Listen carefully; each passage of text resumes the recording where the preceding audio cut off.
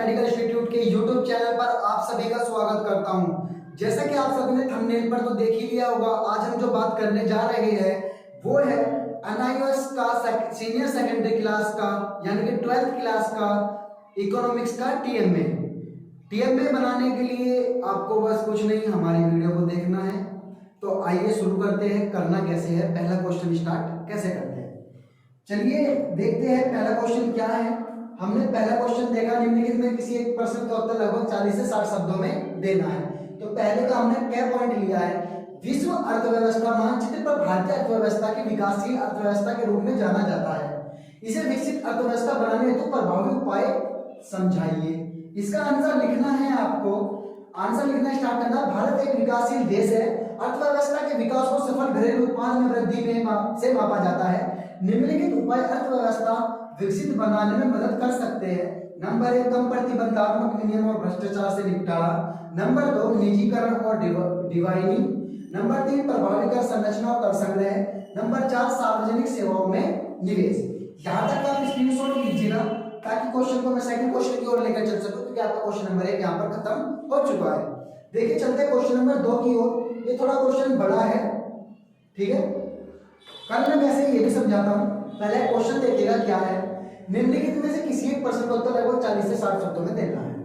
तो हमने क्वेश्चन ख सेलेक्ट किया है। गणित में 60 शिक्षार्थियों के अंक 100 में से निम्नलिखित है। 100 शिक्षार्थी है, 55, 26, 95, 31, 60, 78, 92 ऐसे ऐसे करके है। प्रत्येक वर्ग की चौड़ाई 10 के साथ एक समूहीगत बारंबारता बंटन सारणी की संरचना कीजिए। तो हमें एक सारणी बनानी है। सारणी बनाने के ऐसे क्वेश्चन आपके पास होगा ही पहले से। हम सारणी देखते हैं डायरेक्ट। सामूहिक बारंबारता बंटन सारणी बनानी कैसे है देखते हैं। आपको 3.3 रो कॉलम बनानी है। शिक्षार्थियों के अंक, मार्क्स और बारंबारता, ठीक है।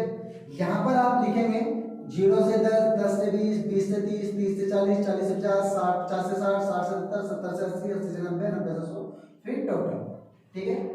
यहाँ पे बारंबारता में लिखेंगे आप 4, 6, 6, 10, 5, 8, 5, 8, 5, 3, 60। टोटल आपका 60 रहेगा, ठीक है। अब आपको एक चीज करनी है जो आपको मैं बताऊंगा। अब आपको करना क्या है इसमें, ये आपने टोटल बना ली लिस्ट, एज इट इज आपको बनानी है। अब आपको लिखना है यहाँ पर पॉइंट्स 1, 2, 3, 4। यहाँ पे लिखना है 1, 2, 3, 4।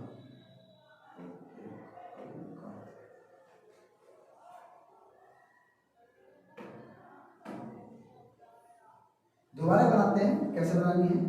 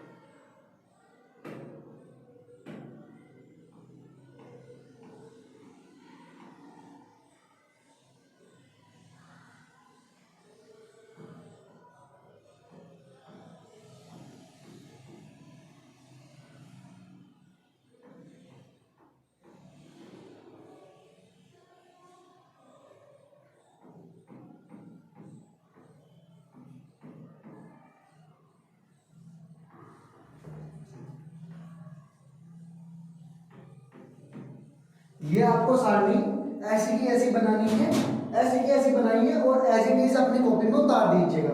इसका स्क्रीनशॉट ले लीजिए ताकि मैं क्वेश्चन को आगे की ओर लेकर चल सकूं। चलिए चलते हैं क्वेश्चन को नेक्स्ट की ओर लेकर। क्वेश्चन नंबर 3 देखते हैं क्या है हमारा। क्वेश्चन नंबर 3 देखते हैं, ठीक है। निम्नलिखित में किसी प्रश्न का उत्तर लगभग 40 से 60 शब्दों में दीजिए। हमने इसका क्वेश्चन नंबर क्या सेलेक्ट किया है, हमारे देश में गरीब और बेरोजगारी की सीमा को कम करने के लिए सरकार द्वारा 21वीं सदी के आरंभ में शुरू की गई कुछ प्रभावी कार्यक्रमों और नीतियों का संक्षिप्त में विवरण दीजिए। तो तो ठीक है, लिखना आंसर करते हैं। भारत में बेरोजगारी और निर्धनता की सीमा को कम करने के लिए सरकार ने निम्नलिखित कार्यक्रम शुरू किए थे। नंबर 1 है महात्मा गांधी राष्ट्रीय रोजगार गारंटी योजना। इस योजना के द्वारा सरकार एक वर्ष से कम 100 दिन का वेतन रोजगार की गारंटी देती है। नंबर 2 राष्ट्रीय ग्रामीण आजीविका मिशन। यह 1999 में शुरू की गई थी। इसका उद्देश्य ग्रामीण लोगों को रोजगार देकर निर्धनता रेखा से ऊपर उठाना है। नंबर 3 है स्वर्ण जयंती शहरी रोजगार योजना। यह 1997 में लागू की गई। इसका उद्देश्य शहरी बेरोजगारों को लाभप्रद योजना रोजगार दे कराना है। इसका स्क्रीनशॉट लेके क्वेश्चन को मैं आगे की ओर लेकर चल सकूंगा। आपका क्वेश्चन नंबर 5 हो गया। क्वेश्चन नंबर 4 की ओर आते हैं। क्वेश्चन नंबर 4 भी हमारा थोड़ा ट्रिकी ही क्वेश्चन है। इसको भी आपको एक तालिका बनानी है। अब क्वेश्चन नंबर 4 देख लेते हैं क्या है। यह जो 4 का हमने क्या पॉइंट लिया है, नीचे दिए गए आंकड़ों में से एक बारंबारता बहुभुज और हिस्टोग्राफी की संरचना करनी है। बारंबारता हमारी ये आ गई। अंक विद्यार्थियों की संख्या यह आपको लिखना है, स्क्रीनशॉट ले लीजिए। इसके बाद हम देखते हैं हमारी हिस्टोग्राम की भी रचना करनी है। अब हिस्टोग्राम की रचना करने के लिए आपको करना क्या है, एक ऐसा चित्र बनाना है अपनी कॉपी में, ठीक है। इस चित्र को बनाने के बाद आप क्या करेंगे,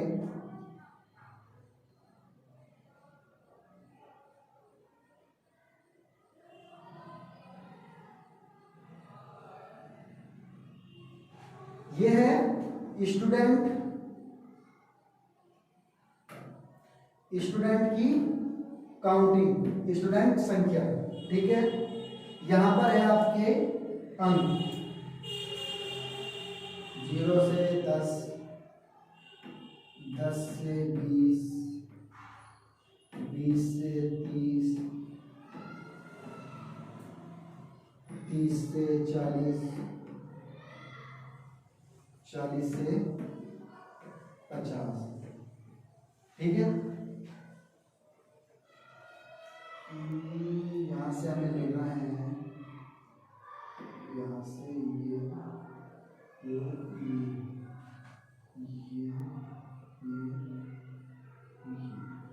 यहाँ पर पॉइंट लगा दीजिए, यहाँ पर पॉइंट लगा दीजिए, यहाँ पर पॉइंट लगा दीजिए, यहाँ पर पॉइंट लगा दीजिए और यहाँ पर। ऐसे आपको ये बनाना है, ठीक है। इसका स्क्रीनशॉट ले लीजिए ताकि मैं क्वेश्चन को आगे की ओर लेकर चल सकूं।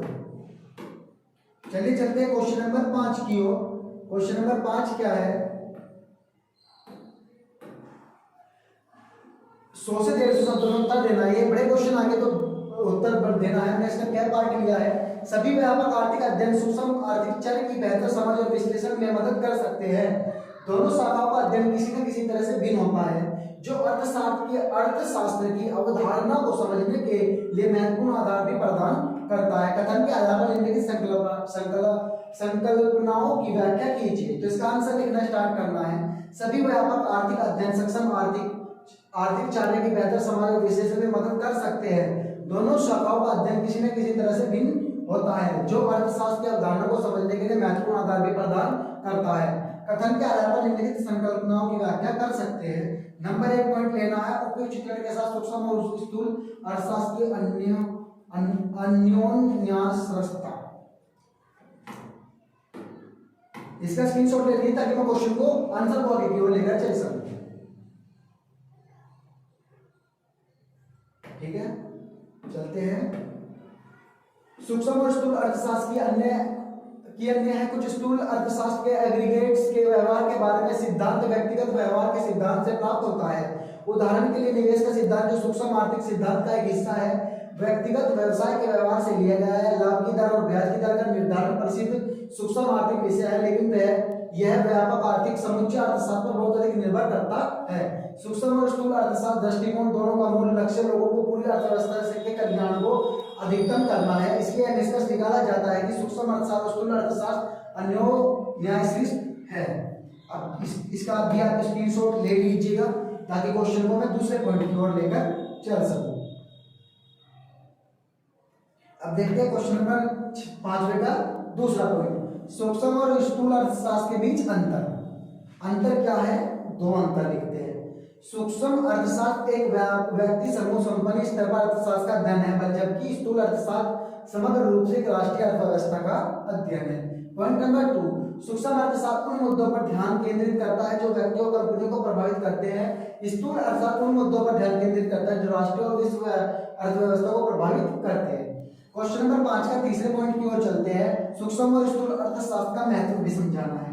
ठीक है, तो इसमें लिखते हैं सूक्ष्म और स्थूल अर्थशास्त्र का महत्व सूक्ष्म अर्थशास्त्र का उद्देश्य बाजार का विश्लेषण करना है और वस्तु के मूल्यांकनों का निर्धारण करना है। स्थूल अर्थशास्त्र का उद्देश्य विकास, राष्ट्रीय आय तथा आर्थिक विकास को अधिकतम करना है। यह आपूर्ति, मांग, उत्पादन, मूल्य स्तर और खपत आदि से संबंधित है। इनका आपस में संबंध भी विशेष महत्व रखता है। यहां तक का करिएगा, आपका क्वेश्चन नंबर 5 समाप्त हो जाएगा। इसका भी आप स्क्रीनशॉट ले लीजिए ताकि मैं क्वेश्चन को 6 क्वेश्चन की ओर चल सकूं। चलिए चलते हैं क्वेश्चन नंबर 6 की ओर। देखते हैं क्वेश्चन नंबर 6 क्या है। नीचे दी गई परियोजना में से किसी और परियोजना को तैयार करना है। वही मैं हमेशा बोलता हूं कि क्वेश्चन नंबर 6 कभी भी बुक से नहीं होता, यह आपको अपने आप तैयार करना होता है। तो देखते हैं क्या परियोजना दी गई है। तो हमने इसका बी पॉइंट लिया है, बाजार में वस्तुओं की कीमतें बाजार के विभिन्न रूपों, इनकी संरचना और रेखाओं के आधार पर की जाती है। परियोजना में आप जिन प्रमुख विषयों को शामिल कर सकते हैं वे निम्नलिखित है। अब देखते हैं नंबर 3 पॉइंट, विशेषताओं के साथ बाजार के प्रकार, बाजार में पूर्ण प्रतियोगिता और मूल्य निर्धारण। नंबर 3, वस्तु के न्यूनतम मूल्य और समर्थन मूल्य के निर्धारण में उपयोगिता। तो यह प्रोजेक्ट पूरा होने के बाद बेहतर समझने के लिए प्रोजेक्ट पर आधारित 5% भी तैयार करना है। तो आंसर लिखना स्टार्ट करेंगे हम यहाँ से। नंबर 1, बाजार का अर्थ। सामान्य अर्थ में बाजार शब्द से तात्पर्य एक ऐसा स्थान या केंद्र होता है जहां पर वस्तु से क्रेता और विक्रेता भौतिक रूप से उपस्थित होकर क्रय विक्रय का कार्य करते हैं, उसे बाजार कहा जाता है। ठीक है, यहाँ तक आप स्क्रीनशॉट ले लीजिए ताकि क्वेश्चन को मैं आगे की ओर लेकर चल सकूं। आइए चलते हैं क्वेश्चन को आगे की ओर लेकर। पॉइंट देखते हैं नेक्स्ट है, बाजार के प्रकार और उनकी विशेषताएं।